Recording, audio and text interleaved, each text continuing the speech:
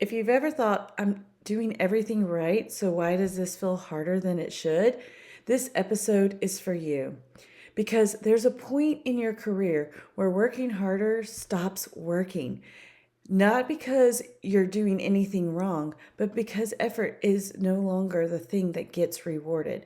Today, we're talking about why high performing women often get stuck right when they're capable of more, how effort based success quietly turns into a ceiling, and what actually needs to shift for the next level to open up without burnout, overfunctioning, or becoming someone you're not.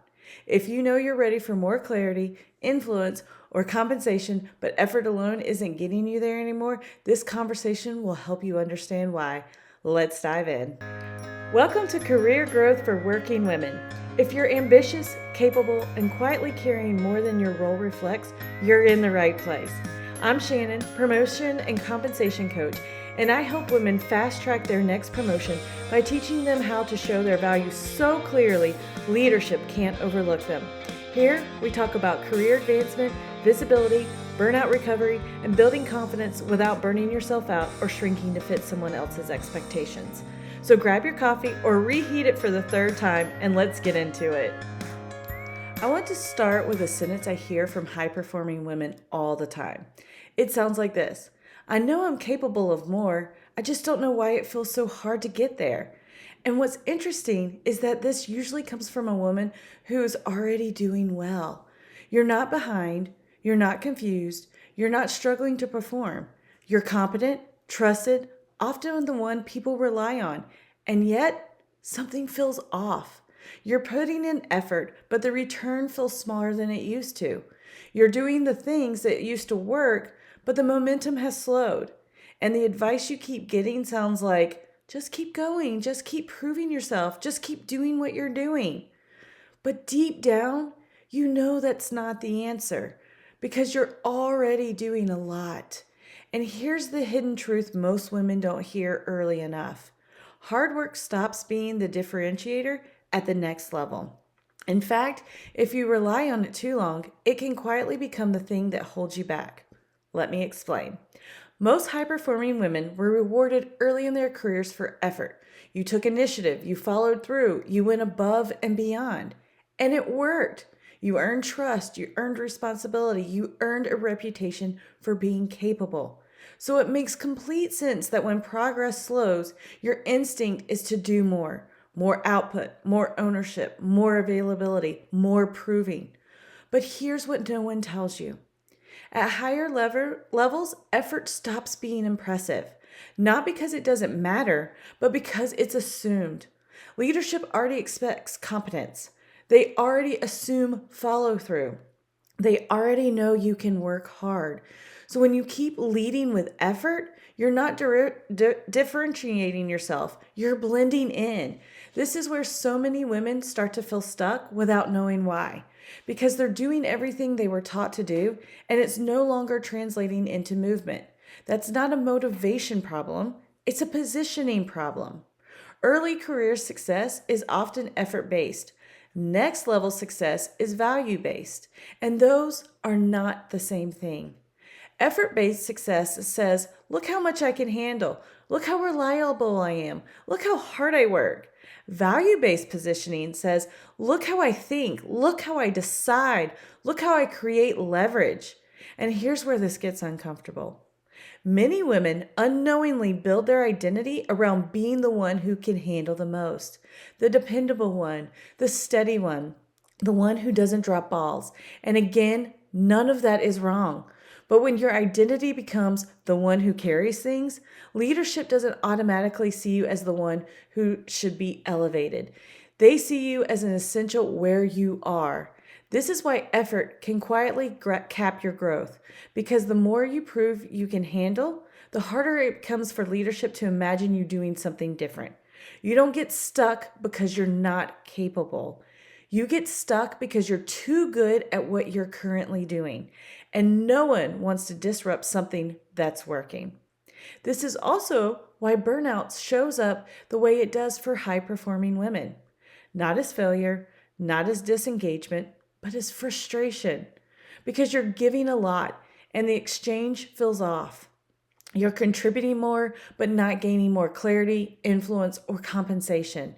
And eventually, that creates a quiet question in the back of your mind. Is this just how it is now? The answer is no, but the shift forward is not more effort. It's a different way of being seen. This is where the 5% method comes in, not as a set of steps, but as a reframing of how growth actually works at higher levels. The women who advance fastest are not the ones doing the most.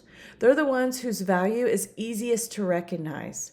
And that recognition doesn't come from volume. It comes from clarity, clarity about what you bring, clarity about how you create impact, clarity about what leadership should associate you with. This is why two women can be equally competent, equally experienced, equally smart, and one keeps advancing while the other one stays stuck. It's not about confidence levels. It's not about ambition, not about likability, or it's about positioning. One woman is known for effort. The other is known for value. And leadership responds very different to those signals. So here's something I want you to notice. When leadership talks about people who are ready for more, they rarely talk about how hard these people work. They talk about judgment, perspective, decision-making, impact. They talk about how someone thinks in ambiguity and how they weigh trade-offs, how they influence direction. Those are value signals, not effort signals. And if your visibility is dominated by effort, even excellent effort, leadership may never see those other parts of you, not because they aren't there, but because they're not the most visible. This is where many women get frustrated with advice like advocate for yourself or ask for the promotion, because self-advocacy doesn't work if your value hasn't been positioned yet. Asking for more doesn't change how you're perceived. It just highlights the gap. So instead of asking, how do I work harder? Or even, how do I ask better? A more powerful question is, what am I currently signaling with how I show up? Am I signaling reliability or readiness? Capability or clarity? Am I signaling effort or leadership? This is not about doing less for the sake of doing less. It's about being intentional with what makes you visible, because effort is loud, but it's not always strategic. And here's something important. Shifting out of effort-based growth does not mean you stop caring. It does not mean you disengage. It does not mean you become less collaborative or less committed. It means you stop letting effort be the primary story people tell about you. You begin letting your thinking, your discernment, your perspective take up more space. That shift often feels subtly internally, but it changes everything externally. And yes, it can feel uncomfortable, because when effort has been your currency, releasing it as your main signal can feel risky. What if they think I'm doing less? What if I'm misunderstood? What if I lose relevance? But here's the truth. When your value is clear, you don't need to prove it constantly. When leadership understands how you create impact, you don't have to exhaust yourself to stay visible. This is how work starts to feel lighter without becoming less meaningful. This is how growth becomes sustainable. So as we start to close, I want to offer you one grounded reflection. Not a to-do list, not an action plan, just a pause. Where in your work are you still relying on effort to speak for you? Where are you overfunctioning because it feels safer than being seen? And what might change if you trusted your value deserves to be positioned, not proven? The 5% shift is not about doing dramatically less. It's about doing less of what drains you and more of what differentiates you.